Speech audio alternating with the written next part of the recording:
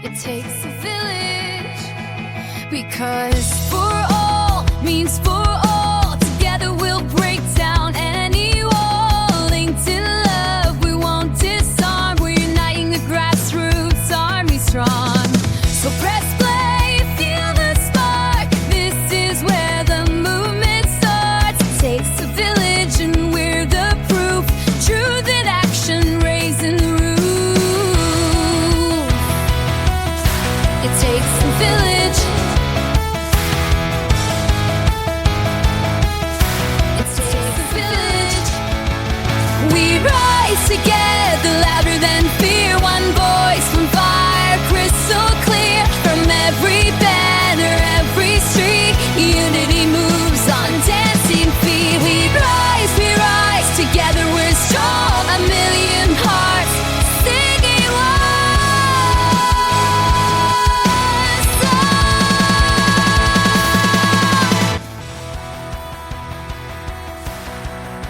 On our show.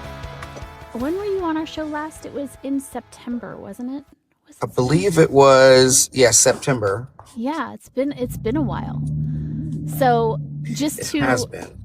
to sort of catch everybody else up, what have you been doing? Obviously running your campaign, but what's different? What's new? What's going on? Wow. Great question. And so when we first spoke, I had 3 primary opponents, and we were all trying to occupy different lanes. And one of them specifically, we became really good friends. And in that conversation, stated that, hey, look, wouldn't it be better if we combined forces and did this? So he joined my campaign. He's working with me, which is phenomenal. I'm honored for him to make that next step.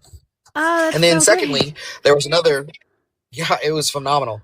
Then another candidate, she was running as well as a veteran in this area, and she ended up going to another district. So it's really between me and one other individual. And so while we try to see each other, as opponents, not enemies, we definitely occupy different lanes.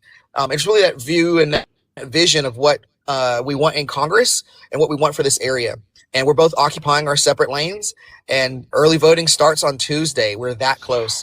So it's definitely evolved from being a conversation to being a movement. And that is literally where we are today. I'm so excited for you. That's amazing. Thank you. And that you have the cooperation of people who you would have as opponents is incredible. So Yes. Yeah. And actually, I want to say about King John, the guy who's just on, he's on my campaign as well. He joined in to help out, and he was frustrated with the political process and things going on. And he said, maybe I should run for Congress. And then he went through the slate of candidates and saw me and met with me, and he's joined our team as well. So I'm just supremely honored that, we're bringing people on who want to have a part of the process. You're swimming in great people. That's so important to have people who are motivated. That's like the whole bread and butter of our whole process. That's Absolutely. That's what we do. All right. Well, let me kick off our little show here. I have a little cold open and a little intro. For posterity, if you will. Ladies and gentlemen, there's this narrative floating around about politics that it's something that happens to us, right? Like we're strapped into a roller coaster designed by billionaires and all we can do is scream on the way down. But here's the truth. Roller coasters have emergency brakes and villages build new tracks. So today we're talking to somebody who didn't just yell at the ride. He decided to run for Congress and try to rewire the damn thing. So let's go. Ladies and gentlemen, welcome to It Takes a Village. Friends, rebels, and responsibly disruptive citizens. The show is where we don't just scream into the void, we actually organize it. I'm Jess. I'm your charming and furious host, occasionally furious host. More these days. Yeah, more these days. Today we're talking about courage, the real kind, the inconvenient kind, the kind that requires pants and public speaking. Okay? We're joined today by Justin Early, who's running for Congress in Texas's 31st Congressional District. Before you think this is going to be another policy dissertation, relax. We are not doing C-SPAN cosplay. We're talking about what moves people, what keeps people in the fight, and how the rest of us can stop doom scrolling and start doing something. So, Justin, welcome back, my friend. Thank you, Just to reiterate, Justin was on our show with us back in September, and a lot has changed since then. Early voting for us starts next week. Our primaries are on March 3rd. There's a lot at stake right now. And if there has ever been like a moment for progressive blue dots in Texas, Taylor Remmett showed us that this is it, right? Agreed. So, okay, let's start there. When you look at this political moment, especially here in Texas, what keeps you from throwing up your hands and walking away? Yeah. First and foremost, it takes a village, right, for us to do all these things. Yes. And it's the village that strengthens me. There are times where I feel down and I feel tired, but it's when I go and speak to constituents, voters, people who really want to make a difference that fills me up. Had a great opportunity to speak at the Hutto High School walkout. They invited me and my opponent to come and speak to us. And I had prepared some remarks because I always try to be prepared when I get there. But then the energy that was going on there, it was about 1.5 miles from the high school to City Hall where they marched. And I'm asking as many people as I can, why is this important to you? Why are you doing this? And then I just felt like my words that I prepared were nothing compared to the energy that was around me there. So then when I had the microphone to speak, I just felt I had to come from the heart. And I wanted to just speak to them how proud I was of them of speaking out, how proud I was that they were doing, they're exercising their First Amendment rights. And one of the things I said was that they will teach you in that school about all the rights that were fought for and then tell you to sit down and shut up and don't do it yourself. And I was so proud of them doing those things. And what frustrated me was that while they're hearing these words and they're trying to do these things, we have policymakers, legislators who are telling them if they walk out of the schools or they exercise their rights, that they'll punish them or they'll punish their teachers. And I said, what we need to do?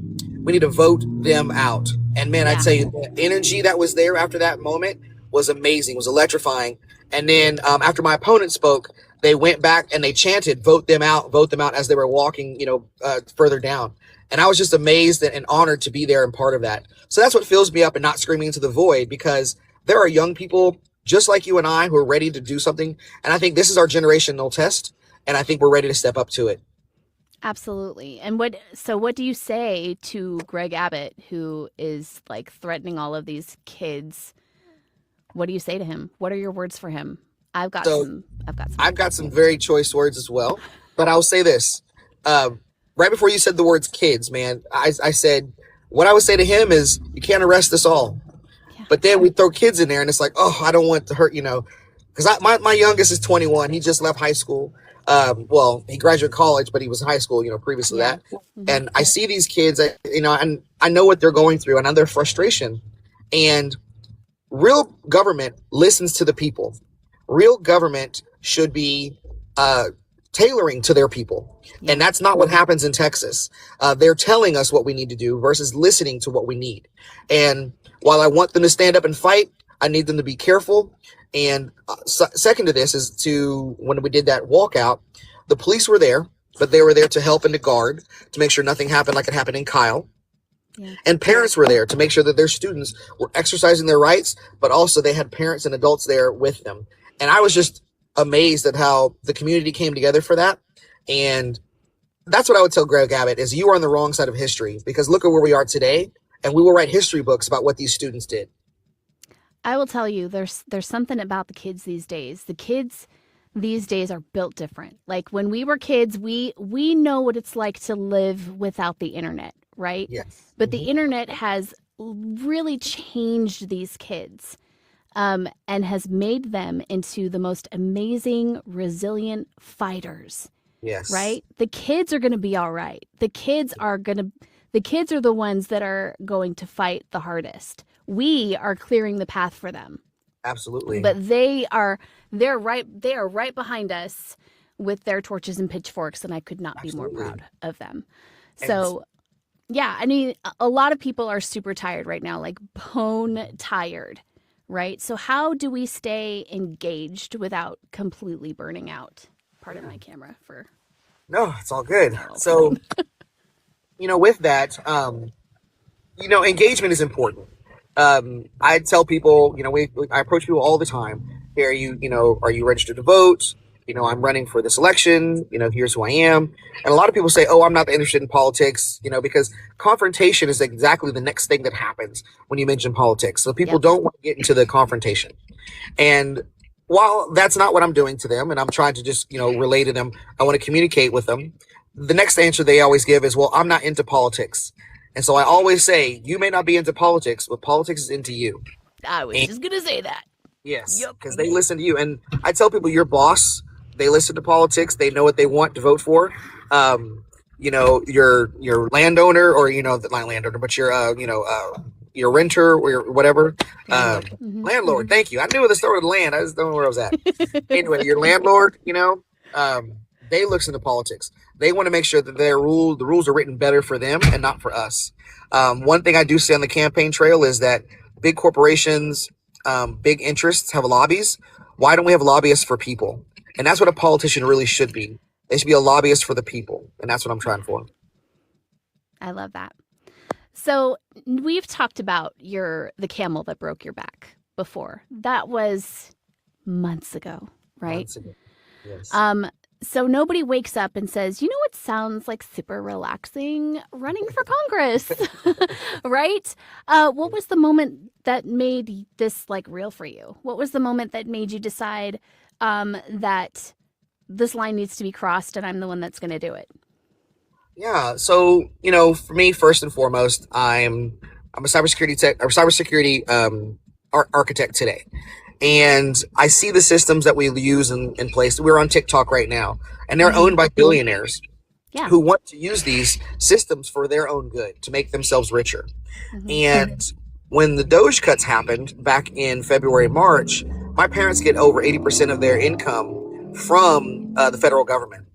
And so when they were talking about removing people's rights, removing people's incomes, things that people had earned, I just could not stand around anymore. I said, my parents earned these money. My parents earned their right to be retired today. And so that's when I Yeah. started into this race. When it became real to me, though, was when people started joining my team, when people started listening and understanding what I was saying. And my daughter, my kids, I raised 7 children.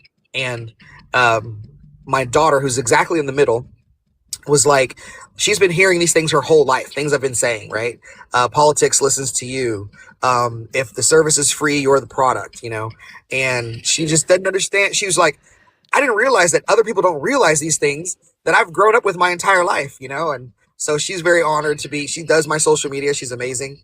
And, but that's when it starts getting real to me, is when people resonate with what I have to say. And when it becomes from a conversation to a movement, that's when it's real. I love that you're raising your kids in this environment too, because it's teaching them how to utilize every right available to them and to be Yes. loud and unapologetic.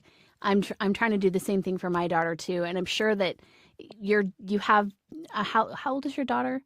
If you don't She's mind me 25. asking. She's 25. She's Yeah, 20. all my So kids are over, 18. so she's so she's old enough now to be able to put her vote where her commitments are. Like, Absolutely. and she understands living in Texas how her rights are different than the women who live in Yes. California per se.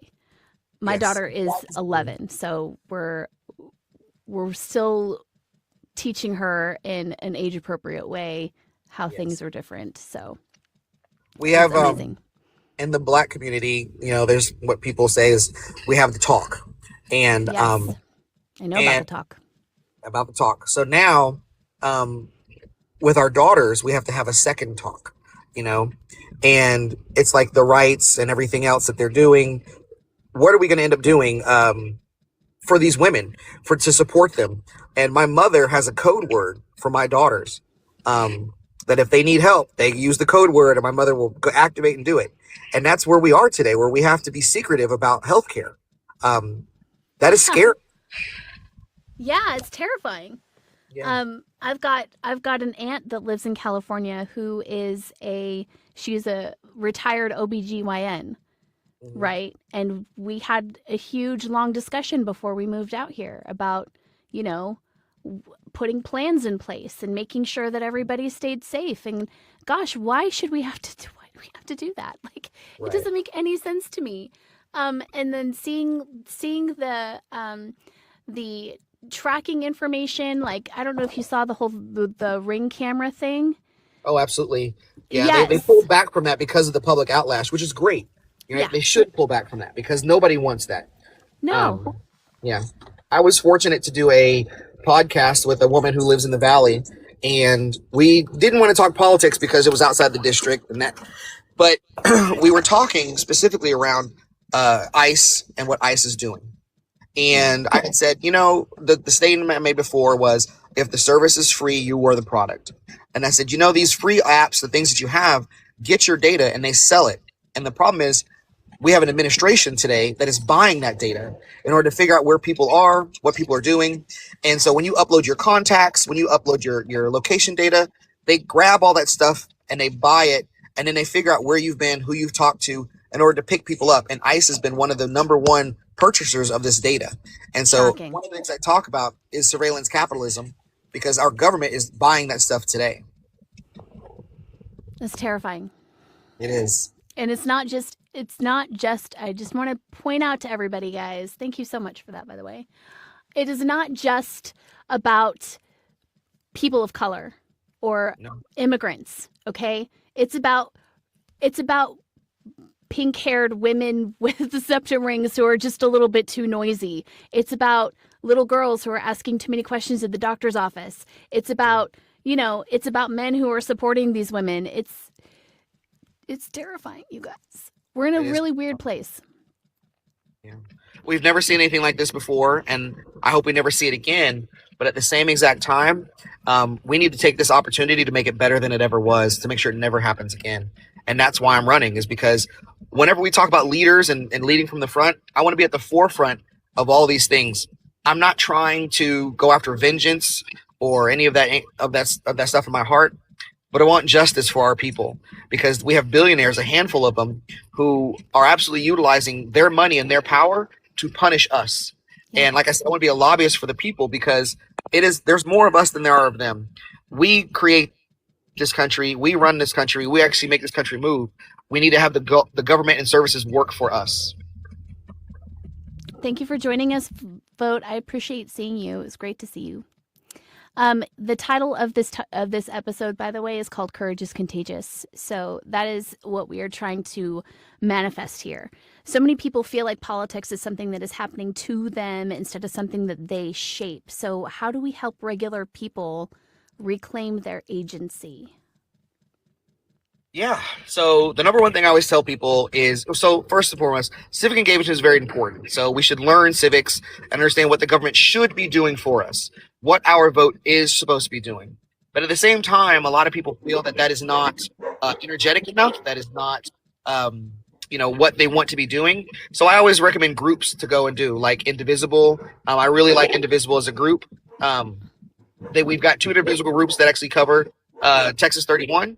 One of them is 1431, which is the south end of the district, and then the other one is Indivisible Central Texas. And then if you're further up that with Waco, then that's those meddling kids, which they're amazing people up there, but they're a little bit outside the district. They work in Waco. But Indivisible as a group absolutely will help get you together to go to No Kings rallies. They do civil good trouble type of activities. And so while you're doing civic engagement, while you're understanding where your vote is going, who your representatives are, that'll actually give you activities to do to stand up with other people and find like-minded people in order to say, I'm not alone, and what can we do to change it? I think you're muted, Jess. Yeah, I am. The dogs were barking in the background, and then I forgot to unmute myself. I was going to say, screaming at your TV is absolutely cardio, but it's not civic engagement, guys. So Yes, and thank you for dropping that link in the chat, Jen. I appreciate you so much for that. So, what does courage look like in everyday Texans? Not politicians, not you or me, influencers, just regular people trying to survive and still show up. Yeah. I think the hardest thing to do and the biggest piece of courage is actually just speaking your mind. Just fake saying, wow, that is something that disturbs me. I think that is the number one thing to do because what happens is people, I believe, that people are afraid that they're alone. And the moment you say, man, this is not right. Why are they attacking the children who are, standing up for their rights? Why did we take a 5-year-old from Minnesota? Why did we bomb, a boat in the middle of the or in the, Gulf of Mexico? Yeah. I understand these things. If you say those words out loud, somebody around you will say, you know what, I feel the same way as well. And I think that is the absolute first step of courage. When you take it from inside and you vocalize it, that is the number one thing. After you vocalize it and you find like-minded people, then you build courage together as a community. And when you build that community, that's when you can do things like work with Indivisible. You can, write your congressman. And those are things that we've traditionally done. But I think they can't ignore us all at the same time. We have to stand up together. And that's where the "it takes a village" piece is very true, because the village moves the entire population. The government doesn't move us. Well, they're trying to, but yeah. Thank you, Yeah. Rich. Yes, absolutely. Yeah, I mean that is so important. And to have courage. And I have a little bit more about what we can do as, especially in a red state. I'm in very rural Texas, very rural Texas. I dyed my hair this way on purpose. Okay. I want to be able to be seen in a crowd. I want people to look at me and know she's a safe person. That's And, good. or, some people to see me in that California transplant. I know they're coming for me. Butterflies that are very bright and Yes, beautiful and vibrant are telling birds that I'm dangerous, back off. that's So right. So there is a company that we work with, and I don't know if you know about them. They're called Not Your Merch. You should check them out. They make bold political merchandise that you can wear on your chest that tells everybody exactly where you stand on that's stuff. great. So when you're walking down the street and you see somebody with a shirt on that says "We are all Antifa," then you know exactly where Yes. they stand. And it really helps people not feel so alone. And I think that the part of the thing about Texas especially is that they want us to feel like we're in a silo. Right. They want us to feel like we're isolated and alone, and we're not. One There thing are they say more of us. There are. One thing they say all the time is that Texas is a red state. Texas is not a red state. It's a non-voting state. And that's where we need to get people to understand that your vote does matter. And if we all voted, we would flip this state overnight. Yep, absolutely. So you are on the ground. You're talking to people. What have you seen that gives you real hope? Not like campaign ad hope, like goosebumps hope. Yes. I mentioned earlier about the kids in Hutto who were walking out and they're chanting in their anger. And some of that is people going along with the crowd. But there was one individual who had said, I'm so glad to see my fellow students here, my classmates here, because I was thinking about changing my last name because their last name was a Hispanic sounding last name. And they were afraid of being who they are. And we've had people throughout the history of the United States afraid of who they were. Um, it amazes me that people are saying, you know what, I don't need to be afraid because look at all these people here with me. Look at all these people who are working with me. Again, as I said as early as well, as conversations when they become a movement, that gives me goosebumps because I cannot do this alone. The role of a congressman does not affect your day-to-day life every day, but they can actually help shape the government where it goes.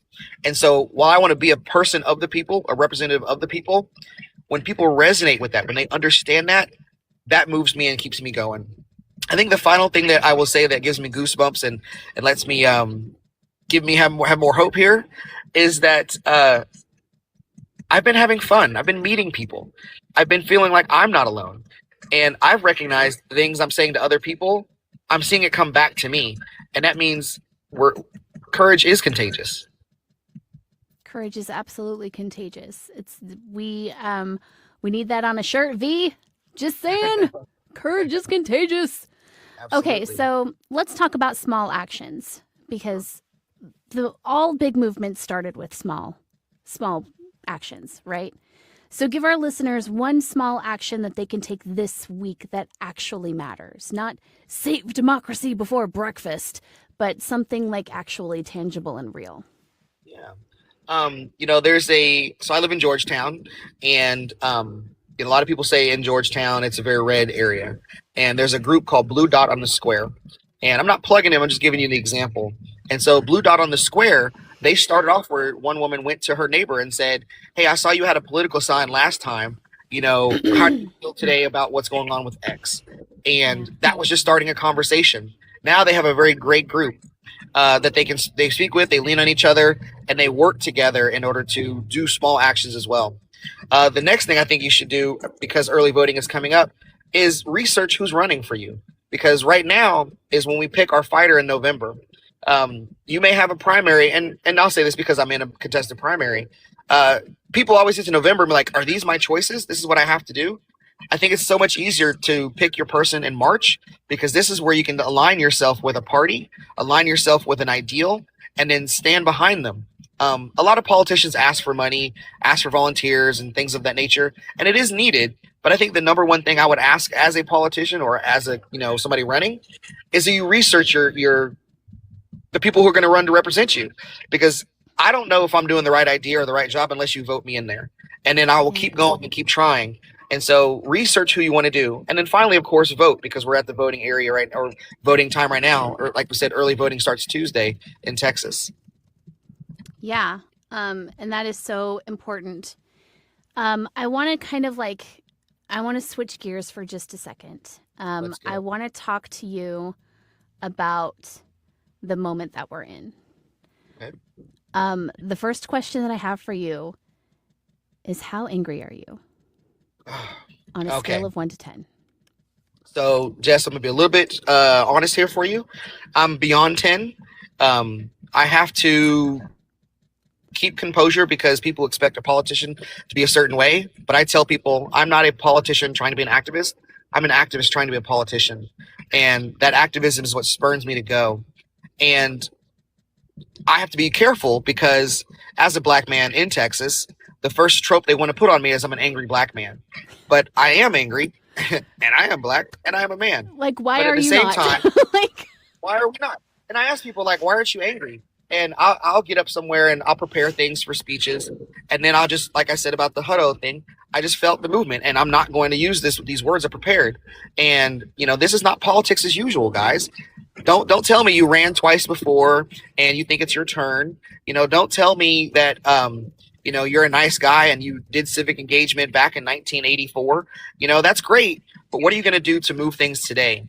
And that's really where I think the movement needs to start from, is we need activists to become leaders and leaders to become politicians. Damn straight. Regular people, guys, regular people running for positions of power. We can't let these rich, wealthy people that have had silver spoons shoved in their keisters their whole lives, right? They have to be our neighbors. They have to be people who know what we go through. Yes. One thing I'm rich in is blessings. And so I'll take them and let's go to the top. I love it. I love it. So, okay. So how do you talk to people who disagree with you without losing your values or your sanity? Because, I know it seems like Thanksgiving was just over, but we're going to blink and November is going to be here in a second. So help us get through that.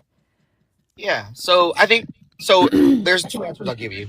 The first answer is, as a politician, as somebody running for office, this question comes to me all the time. And it's, how do you convince people who don't believe your political leanings to, vote for you?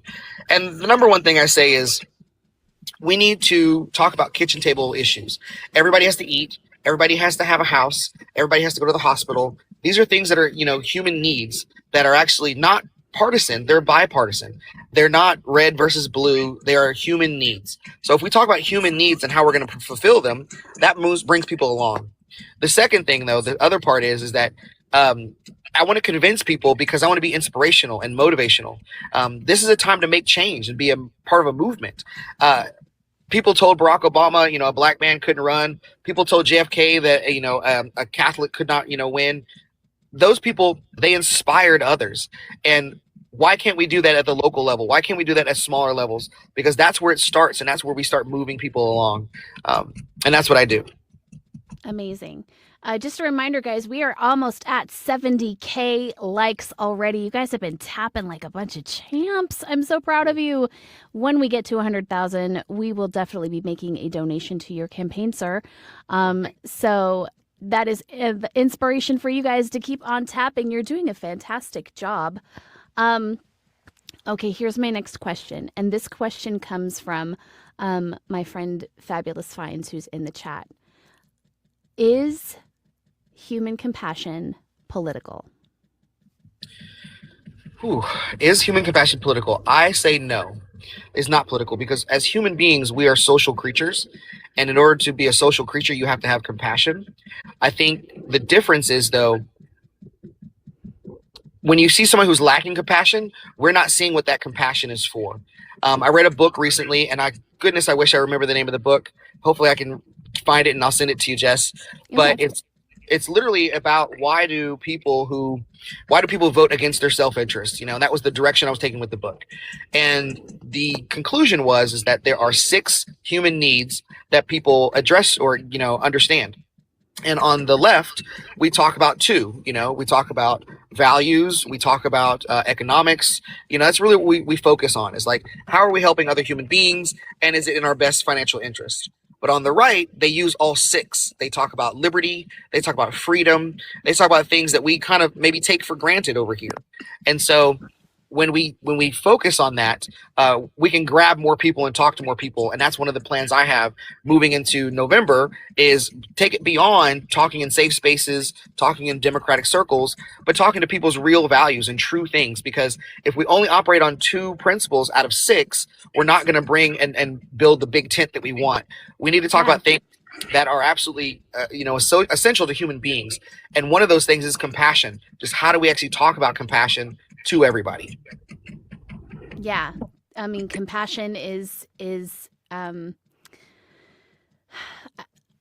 go back to us being in our silos as a community. We're all in our own little silos, and we don't see or care about the person that's living across the street from us because they're not in our immediate circle. I tell people all the time to get out of your silo, because it teaches you what other people are going through, what other people are living through. And we can't have compassion unless we know people, right? So yeah, get out of your silo, guys. That's all. Get out of your silo. Get out of your silo. And start the first word. Hey, I don't like this, or this isn't really, something I agree with. And you may find that people don't agree with more with you, right? Like, you can't tell me that everybody thinks that ICE is doing a great job. There was a great commercial during the Super Bowl where, what will you tell your daughter? I don't know if you guys saw that one. I cried. It was amazing, wasn't it? It was amazing. I was like, oh my God, I cried. I got to the point, someone was like, do you see that commercial? I was like, I don't want to talk about it right now. It was phenomenal. You're going to get me started on it, because I'm going to start crying too. Because I had young daughters. I mean, they're older now. The 25-year-old is the youngest daughter. Yeah. And, you want to do things to protect your kids. And that is human compassion. We're all meant to do those things. And, man, it was amazing. So that commercial, I'm glad it touched the heartstrings. It did. There was a lot of them that were really good ones. There were some of them that really kind of pissed me off, like the whole Mike Tyson commercial really pissed me off. But we'll put that aside for now, because that's a conversation for another day. Right. So when you imagine a Texas that is more engaged, more compassionate, more participatory, what does that actually look like to you? Just paint a picture for us. Yeah, so I think, first and foremost, like I said, I'm in a contested primary, which I tell people is phenomenal, because that means democracy works. It means that people want to stand up and say something. I told you about the 4 of us who started this run, and we all had different reasons, but all of us stood up off our couch and said, we're going to do something. So I think honoring that specifically is great. Second, I see a Texas that is more inclusive, that is providing real opportunity, but also provides safety and security and dignity. And I think the word dignity is lost. And I think the Texas I believe in, the Texas I remember, we were a maverick state. We were, we were blazing the trail on what to do. I remember when Colorado came and said that they were going to legalize marijuana. Am I allowed to say that? I don't know if I can say that. Anyway, Yeah, that's fine. okay. And I really thought that Texas was going to be number two. And I said, man, I know my state. We are going to stand up. We're going to do things for people because, classifying it as a Schedule 1 is ridiculous and people have known it for decades. And Texas is going to be number one. And now here we are, 20 some years later, and we're still dead last, right? We're definitely not moving along. I was in Alabama last year, and Alabama's got more progressive laws than we do about this.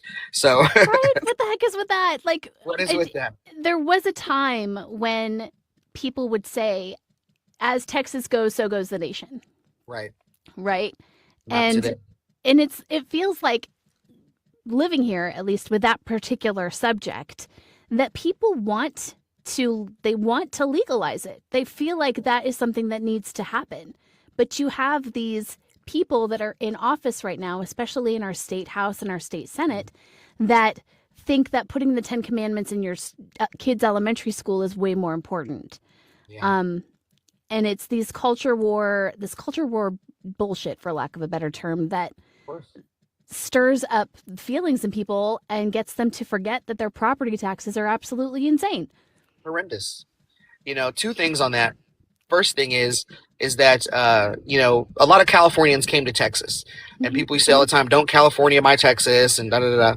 And but then you get here and you find out that your taxes, you pay just as much in taxes, and you get a whole lot less services for the money you put in taxes. And the second thing to that is my youngest son, my 21-year-old son, changed his degree from he was going to go from medical school. He changed his degree from that to political science, and now today he is running for a House seat in the state of Texas. He's running for House District 20, and so yes, and he's running unopposed on the Democratic side, and he's got a phenomenal path forward. And so it's really invigorating because he's got a lot of young people, 21, 22, 24 years old, who are working with him to say, this is our chance to stand up and do something. And healthcare is the number one thing that's a concern in the state of Texas. So that's one of the things he's focused on. So, and with that becomes medical marijuana and all those things as well. You must be so proud of him. I'm extremely proud of him. I mean, you must be so proud of all your kids. I am, but they all have something great that they contribute and they do. And, but when my son has said he wanted to do this, I was like, that's my dude. Okay. My little guy. Yeah. My little guy. Yeah. Yeah. My son is 17. My oldest is 17, and he's going to be going to school to be a marine engineer, something Okay. along those lines. Okay. But yeah, he's like doing big guy stuff, and I could still imagine him walking around my living room with his first pair of underwear on. Like, Exactly. when did this happen? It's crazy. Anyway, we're old. Yeah, I'm telling you. Trying to say. I'm telling you. And they grow so fast. Like, somebody slow this down. I told him not to, and he did not listen. Anyway. So we were just talking about this, and I'm so glad this question came up. Where are young people surprising you right now? Because a lot of folks are underestimating them. And I know that is a mistake. Yes, it is a mistake. And, one of the things, so we had a great candidate forum on Saturday with me and my opponent, and the AG candidates is from Texas as well. And one of the things that they asked me about was, does my generational identity have play into my policies or my politics? And the answer was yes, But if you look at Congress and you look at the electorate today who's getting elected, like Taylor Rimmet, like Christian Benefree, they're younger, they're progressive. This is what people want. And I think the young people are, basically electing those who look closer like them. There's no reason to have a 70-year-old in office to elect somebody whenever they're just getting out of high school or college and you don't understand what their struggles are. I would rather have somebody in there who understands the things that are, happening to day-to-day people than somebody who's been riding the coattails of some other political career and says, this is my turn. So it's time to shake it up. Yeah. So if somebody listening, I want to give you a moment to talk to the people in the chat. I know there's not very many of them, but they are all amazing people, I promise you. Yeah. If somebody is listening today that feels small in the face of big overwhelming systems. Mhm. What do you say to remind them that small doesn't mean powerless? Absolutely. One of the things that I've said as well is that never ever underestimate your power, right? Because if you didn't have any power, they wouldn't be working so hard to take it away from you. And that's honestly what they're doing. They're working their hardest to take away your power. You see this with women's health issues. You see this with voting rights and voting issues. We see this with LGBTQ issues. Anything they can do to dehumanize you and remove your power, that is what they're trying to do, because that is where their fear is. So that's where they put their most energy. What we need to do is band together, because together we have more power than any of them. And that's where I want to do for us. I love that. So who inspires you when you're tired? Is there like a teacher, a neighbor, a volunteer, or a voter that reminds you why this matters? Yeah, great question. So I do a lot of reading. It's Black History Month, and Yes. I have a every year I read a couple of books. Last year I went and read 10 books. And I just loved how it fills me and it makes me feel inspired. And when John Lewis passed, I felt like the torch could be passed on to others. And I just feel like we have people out there, everyday regular people, who are just being amazing, because the Jasmine Crockett's of the world, the Tallaricos of the world, they started off as little kids running around in their underwear too. Um, we're all people, and we're just ordinary people trying to do extraordinary things. And to me, that's what inspires me the most, is that when I read stories of people, I think they are just like you and I, and that gives me power. Yeah, I think that's really important. I'm not going to ask you who you're voting for, Jasmine or James, because I It's know tough, that's yeah. a tough choice. I love both of them. I will. Yeah. I hope that whoever wins is going to kick the pants off of Ken Paxton, because that guy is 100%. And just that's really what it's about, is we just want somebody to go in there and just, we need to take this seat back. We need a statewide Democrat to win. And I think once we get past these primaries, everybody align together and make it happen, because it's time. And I think the young people are energized. I think the elderly, who are, they did this in the 60s, they're like, we did this already. They're energized. um, I think up and down the political spectrum, people are upset. And even on the right, I think they're going to sit at home and waiting for us to come and save them, which nobody else is going to save us but ourselves. So let's do it. yeah. There's nobody coming to save us, guys, and you can't win in the comment section. We So, cannot. if we win more engagement, not just elections, but participation, how does that change everyday life for people? Ask that one more time. I think I lost myself in the question. And so No, I just want to. no worries. If we win more engagement, because you were saying before that Texas is a non-voting state, right? Yes. If we win more engagement, not just elections, but participation, more work outside of the voting booth, because our civic duty doesn't start and stop there.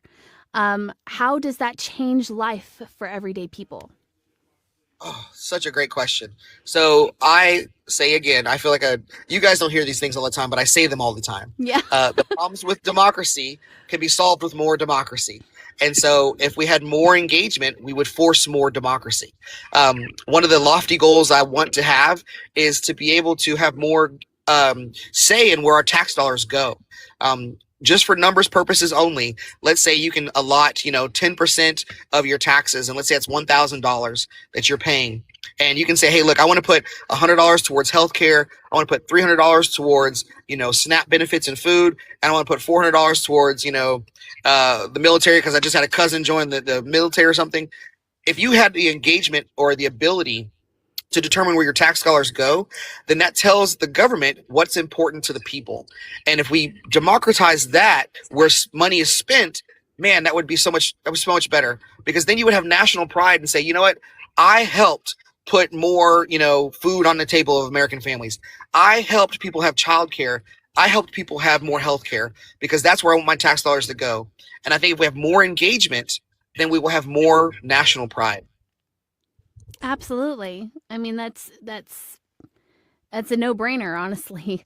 Um, and just a reminder, guys, your civic duty doesn't start and stop at the voting booth. Okay, we have to get involved. We have to get involved, especially right now when we are facing so much Really, just really stupid shit, guys. Yeah, a We lot of have it. to do more. So whether that's your time, your money, just sharing your content, make sure you're following Justin because he's such an incredibly important candidate and we need more people like him. So when you see his videos come up, share them out to your friends. Send them to one person who you feel like could really, really use it.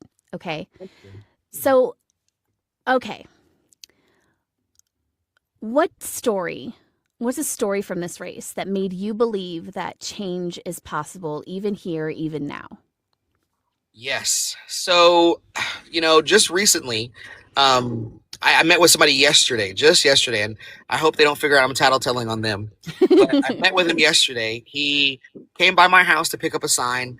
And anyway, he came by the house to pick up a sign, and I said, "Thank you very much. I really appreciate you." And he said, "No, I've been following you, since December, and I believe you're the only candidate who can win." And I'm like, "Sure, thank you," because I don't want to feel like I'm in an echo chamber, right? Yeah. And he told me, he said, "No, I actually supported the Republicans last time or time before. I supported your opponent last time. And this time I have been convinced that only progressives can win, only young people can win. And you tell me anything I can do to help get this done." Just recently on Saturday, I had received a donation for road signs because I didn't have any road signs. And they said, "Hey, I'm going to give you some money for road signs." I was able to purchase all the road signs at one time. And the same person I met yesterday said, "I heard you make a story about you got the road signs up." And I said, "Yeah, I did. It's amazing. They'll be done today on Friday. They're done today." He said, "I want to help put them up for you." So he's going to get out at midnight tomorrow night, Saturday night, and put up 5 road signs for me. And I'm like, I can't believe I had convinced somebody who voted for Republicans, who voted for my opponent, who's now waiting for me to put in hard work at midnight on a Saturday night on Valentine's Day. Valentine's Day. And so it sounds selfish to tell that story, but I'm always running so hard, and it's hard for me to ask for help. But when somebody says, "I'm going to do this for you," it's like, thank you so much. Thank you. I can't thank you enough, I feel you. I don't know if you, I know you've been like super crazy. You probably have absolutely no idea what's been going on with me, but I'll give you like a little short synopsis here. So on my daughter's birthday on the 22nd of December, we left the house at around 1 o'clock in the afternoon for coffee and chicken nuggets. That was the goal. Okay. We didn't take our normal route. We took a different, with the scenic route. It was the long way. Okay. And right across the railroad tracks, we saw her, this giant Great Pyrenees in the middle of the road. And she had a friend with her, but he ran as soon as we approached. And I pulled up, cars are whizzing past, and I opened my door. I say, "Hi, baby." And she got in my car like she'd been waiting for an Uber. Wow. She was heavily pregnant. We checked her for microchip. We checked her for all the... Long story short, emergency C-section later. lots and lots of emergency bills, like veterinary bills, lots of emergency care. We have 9 puppies in our dining room right now who are adorable and will be ready for adoption next week, you guys. Next week, if you want a puppy, if you need a puppy, Justin. Whoa, hold on now. You're like, I know, but they're very cute and they could bring out voters. You might need a mascot. I don't know. Do not tell my wife. He wants a dog so bad. Hey, they're so cute. But what I was saying is I absolutely hear what you're saying because we opened a GoFundMe. We've been asking for people to send donations. We've got the whole community rallied. They paid for most of her vet bills. They've been dropping off bags of food and like litter and puppy pads and toys. And it's just like such an amazing story of community that is just wrapped around this dog that they didn't even know. Yeah, right? That is beautiful. So I'm glad you did that. Yeah. So I understand. I completely understand. And when people step up in a way like that you're not expecting, it does take your breath away. It does kind of like give you faith in humanity again. And that kind of stuff, that is what we need to remind us that we can keep going. Agreed. 100% agreed. And, the energy that we receive from others when we work together as a community can drive us so far. And that's what's moving me along. I mean, this has been a busy campaign season, and I have been inspired the entire way. So Yeah, it's been very inspiring to listen to you and to all these grassroots people that we've been propping up, because you guys are speaking not only you're speaking from the heart, and that is so important, not to get lip service from politicians that we're used to, but you're yes, also speaking from experience. And that is so important, to have people in office that know how much a gallon of milk costs. 100%. You know, Yeah, we don't have that luxury right now, by the way. It's very yeah. disappointing. Everybody. I joke that everybody has their billionaire. I work for one right now, and it amazes me that the decisions and the freedom that they have in this world. Um, are something we'll never ever understand. And there are people who believe that one day they will be one. And I said, in order to be a billionaire, you have to exploit so many people. Yeah. And if you have that kind of heart in you, I don't know if I should know you. So Yeah. I don't have it in me. I I don't have it in I don't have it in me. I'm a very giving person, and I'll give you the shirt off my back. Like, um, I just don't have that, you know. right. Um, yeah, and I don't think that's a flex. Like, that's not a No, flex. not at Don't all. brag about that. Right. Okay, so 5 years from now, when you look back at this moment in history, not only nationally as a whole where we are, but where you are specifically, what do you hope people will say that we as a society did right and that you yourself did right? Yeah. Um, Society is itself, not just me, right? Yes, Um, both. so first I'll say about me. When I started this as well, I had an interview with Indivisible, and I'm a big sci-fi fan.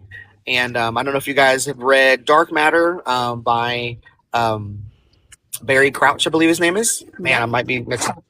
Yep, Barry Crouch. There we go. And he was going in and out of different universes and worlds and stuff till he found the perfect one where he was with his wife, or the woman he wanted to marry. And I had told Indivisible, I said, "What if one of those worlds was? What if Justin Early tried harder?" And so that's what made me get up and do more, is because I was like, what could the world be like if I did more? And I hope that is something that's reflective in 5 years from now. I think the world as a whole, I believe we will look back at this time and say that, wow, we went through a really dark period, and we understood what democracy truly was and how it's precious to us, because it takes work to defend and keep democracy. And I know that we will be there in 5 years to say we will make sure that democracy is stronger than it ever was, to ensure it's for our children and our grandchildren. Let me ask you this, and I'll try to be as PC as possible, um, because our country is being run by a bunch of very evil, powerful people who have done unspeakable things. Do you feel like this system has to break in order for us to build it better, or do you feel like the system can be repaired? This is the double jeopardy question. My answer is it needs to break. Because the history of the United States, and this might get a little preachy, has always been on exploitation and racism. And we're seeing it change and move in different areas. We dehumanize people, we incarcerate them, we do everything in order to shield the haves and the have nots. And that system has been being repaired for generations, 250 years, right? And so, in order for us to move beyond it, we need to break it. One of the things we can try to do, we can try to repair some things, but I read a book. I guarantee you, if you talk to me for more than 30 minutes, I'm going to mention at least 5 books. But anyway, That's a good thing. You're a reader. That's good. I'm definitely a reader. Fascists don't like people who read. I'm just putting that out there, okay? And I tell you, I buy books because I'm afraid they may not be there tomorrow. So There you go. There you go. but in this book, it was talking about how the U.S. democracy is not truly as democratic as we state it is, right? The appropriation that we have 2 senators per state basically says Wyoming has more representation than New York. And so Yeah. that is not true representative government. We have held the same number of electors, of representatives, where I'm going for over almost 100 years now. And it's been stuck at 435, 438 for that time frame. And if we were actually to keep up with the population, we should probably have 150 more. And then finally to that, if we were to take the Supreme Court and expand the Supreme Court so that it's harder to just make, your cases for the same 9 people, because, you can write to 5 or 4 of them, and then hopefully you can swing one more. If we had 9 or 8, if we had 18 judges on the Supreme Court where they rotated through their cases, you didn't know who you were going to get. And they had term limits as well. You couldn't stack the court. You couldn't pack the court. And it's harder to do that because everybody says, well, what happens if the next people come by and they put 20 more judges up there? Well, even if you put 20 more judges up there, they're still rotating. Excuse me. So that's something we can do to fix that. But I believe, honestly, the whole system has to break. We can try these other fixes, dramatic fixes, but I don't know if you guys watch Game of Thrones, but Daenerys Targaryen said she's not trying to, sit on top of the wheel. She's trying to break it. And I believe that's where we need to be right now. I have one more question for Justin, you guys. So if you have any questions for Justin, please put them in the chat. It is your time to ask whatever it is you want to ask. And while you are doing that, I've got one more question for you, and it's a big one. Okay. What do you need from the people watching and listening right now? Not just their vote, but their participation. Yeah, participation is huge and heavy. I know not everybody can donate, so of course we ask for $1. We ask for $31 for 31, just District 31. Dollars help because every dollar we get in goes towards political outreach, like voter outreach. We have very few paid staff, and my wife is definitely running a lot of things here. We're volunteers as well. But I think $1 would be great. Outside of that, though, the engagement online. Because if we're going to trick these algorithms in order to, put me out there and promote me more, the likes, the shares, the comments, those things actually move things along. They're simple, they're easy. You can do them from your home on your phone, and that's something we can do. And then outside of that, me specifically, really is to look at your own representatives in the area and look to see what we can do to elect more progressives, more younger people. One of the things I had told about as well this last weekend at a candidate forum was that the average age of a member of Congress is almost 60 years old, but the average age of the Americans are like 39. And so we need to make sure we're bringing younger candidates who actually could represent us. And if you want to look out for somebody else, give them $1, show them the love and help them out online as well. Definitely. Okay, so have you met Kenneth Morgan Aguilera? I have not. No, I have not. Okay. He is running in District 12. That's my district. Okay. And you guys should definitely get together because I am a big fan of grassroots people helping out grassroots people.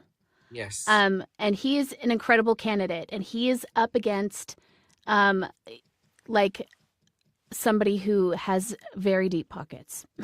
Okay. And I'm sure you are in the same position with your Republican opponent.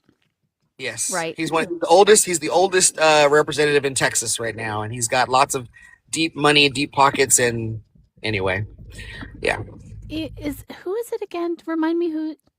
John Carter. He is 84 years old. He's been in politics over 50 years. And he's running again? He's running again. Just met with some of the Republicans running against him. We had a forum at the Bell County Bar Association and met some of the Republican candidates, and they're frustrated with him and how he's not really performing. 84, yes, 84 years old. I don't know what I'll be doing at 84, but it definitely won't be working. And as far as him specifically goes, he has not authored or passed a bill in over 7 years himself. And he's missed over 804 votes over the last, 24 years. That's more than double anybody else. So when we talk about politicians just riding and skating along, he is the definition of that. And when we talk about representative government, which we all learned in school, this is not representative government. He doesn't hold town halls. He does not hold, he's not being held accountable by the people. He uses deep pockets and his political leanings in order to stay in power. Yep. And I'm here to fight that. I'm here to go against that. I'm going to get you in touch with Kenneth. I think you guys would have a lot to talk about, and you can share resources and hopefully prop each other up. I think that'd be great. That would be phenomenal. I would love to do that. Okay, so that was my last question, you guys, and it doesn't seem like anybody in the chat has any questions for you. So I just want to remind everybody that we know how we all feel about big money in politics and how much it sucks. It's like super gross. So do everything you can to support this man. He is clearly what we need in our country. We need more people like him running. I am so thankful for your time. Thank you so much for being here. Do you have anything else that you want to share with everybody before we let you go tonight? I just say I agree. I appreciate the political conversation, the civic engagement, and like I always say, vote early for Justin early. Yes, it's easy to remember, you guys. Make sure you are following this man, okay? And let's get together after the primary. Absolutely. Because I would love to have you back, no matter what the outcome is. Of course. To talk to you about what you feel like went right and what you feel like you could have done better. And to talk to you about what is next. Yeah. Regardless of what happens. And we manifest around here, guys. We manifest. So you're going to do great. You obviously have the support of your community. And I'm so glad that you decided to join us tonight. So thank you so much. Thank you. I appreciate you and the time. I love your platform. You do phenomenal. I say keep up the great work. Keep your hair pink and let them know who you are. No fear. No fear. Yeah. Awesome. Thank you so much, Justin. I have just a little bit more to share with everybody, so you're welcome to stick around and listen if you'd like. It seems like you have your Uber may want to take you places that you would probably rather be. Go inside of another event right here, so I got to jump off and get to another event. So. All right. Well, thank you so much. I will drop you down, and I appreciate you so much for spending the time with us today. So thank you so much. Thank you, everybody. Have a great day, and I hope to see you afterwards. So thank you. Thank you, Justin. Bye-bye. Bye.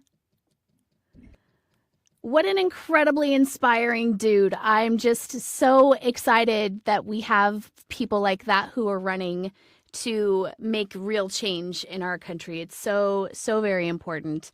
And the show's not over yet. And we're at 99K. I think it's pretty safe to say that we're going to get over 100K. We're going to give him a little bit of a little donation to help him buy some more road signs. So, okay, I want to talk to you guys about something uncomfortable a little bit, okay? I want to talk to you about the power of one uncomfortable step.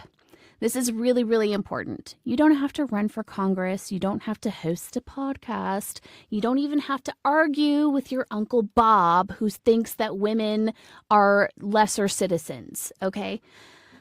But here's what you can do. You have to do one thing. And I'm going to challenge you guys this week to do something that is meaningful. I would like to challenge you to attend one local meeting, a school board meeting, a city council meeting, a county commissioners meeting, okay? I would like to challenge you to call one of your representatives and tell them what matters to you, okay? Or introduce yourself to one neighbor, just one, and ask them what they care about, all right? Democracy doesn't collapse overnight. It erodes over time when we disagree or disengage. So this week we engage, you guys, and that is super duper important. So that's all I wanted to share with you on that. And listen, here's the deal. Democracy, not a spectator sport. We already know this. This is not a Netflix series. You cannot binge it. You have to build it. Justin Early stepped into the arena, and that absolutely matters. But what matters now is what you do next, okay? So like, share, comment, yes, with more than 5 words, because we respect the algorithm gods, okay? But more importantly, call someone, show up somewhere, move your feet, because courage is contagious. You guys, and this village, we are not done yet. Also, you guys, did you know that the Dow is over 50,000? Oh my God. Check out notyourmerch.com for some amazing political stuff that you can wear on your chest. It tells people exactly where you stand on the right side of history. That's notyourmerch.com. On Monday, we have Mandy Lutkin, who is joining us from Alabama. Senate seat D14. She is going to be here on February 16th. That's President's Day, but we only celebrate the good ones. Just saying. And then from Virginia on Friday, we're going to be talking to Erica Kopp, who is amazing, running for Congress in District Number 1. Both of these women are incredible. If you don't follow them, you should. What are you doing? Okay, that's all I got, you guys. It is 6:46. How's that for time, Kim? All right, you guys, take care of each other, okay? We're going to wrap it up. Have a great night. Bye. It takes a village.